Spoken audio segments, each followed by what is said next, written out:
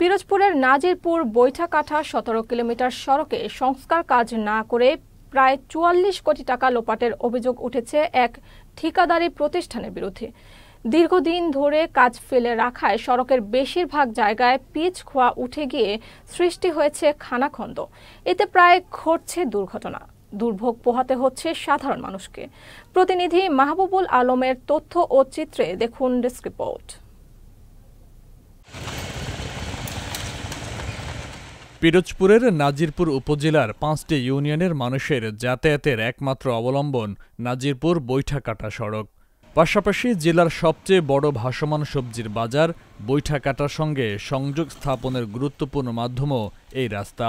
সড়কের বেহাল দশায় ব্যাহত হচ্ছে যান চলাচল, ভোগান্তিতে রোগীসহ এলাকার মানুষ। স্থানীয়দের অভিযোগ, বেশ কয়েক বছর ধরে অবহেলায় পড়ে সড়কটি।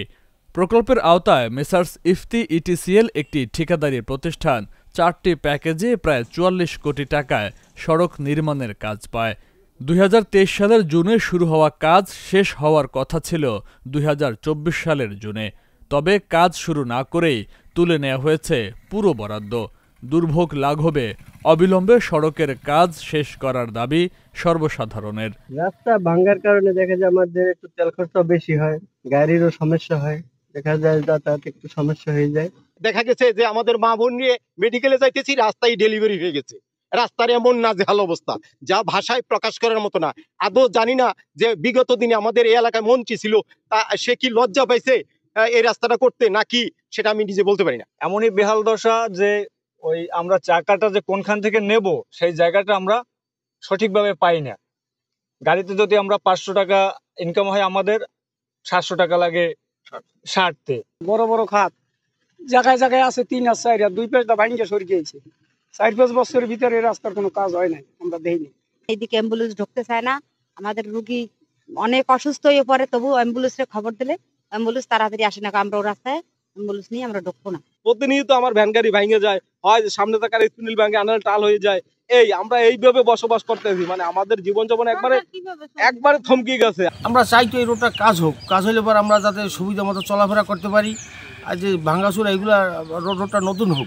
এদিকে ঠিকাদারের সঙ্গে যোগাযোগ করতে গিয়েও ব্যর্থ হয়েছে এলজিইডি। মন্ত্রণালয়ের নির্দেশ পেলে পরবর্তী ব্যবস্থা নেওয়ার আশ্বাস এই কর্মকর্তার। আমাদের মন্ত্রণালয়কে আমরা অবহিত করেছি এবং এলজিডি থেকে আমাদের টিম পাঠিয়েছে এবং মন্ত্রণালয় থেকে বিশেষ টিম আমাদের এই রাস্তাটা পরিদর্শন করেছে এবং মন্ত্রণালয়ে খুব শীঘ্রই এই ব্যাপারে একটা আমাদের ইনস্ট্রাকশন দিবে। ইনস্ট্রাকশন দেওয়ার পরে এই রাস্তাটি কিভাবে সম্পন্ন হবে সেই ইনস্ট্রাকশন পেলে সেই ইনস্ট্রাকশনের মোতাবেক আমরা কাজ করতে পারবো। তবে এই মুহূর্তে আমাদের এই কাজটি শুরু করার মতন কোনো রকমের কোনো যোগাযোগ আমরা ঠিকাদারের সাথে করতে সক্ষম হই না। সড়কটি সংস্কার হলে দুর্ভোগ কমবে এই সড়কে চলাচলকারী কয়েক লাখ মানুষের। দীর্ঘদিন অবহেলায় পড়ে থাকা সড়কটি অবিলম্বে সংস্কারের দাবি ভুক্তভোগীদের। Faisal Mahmud, channel S news desk.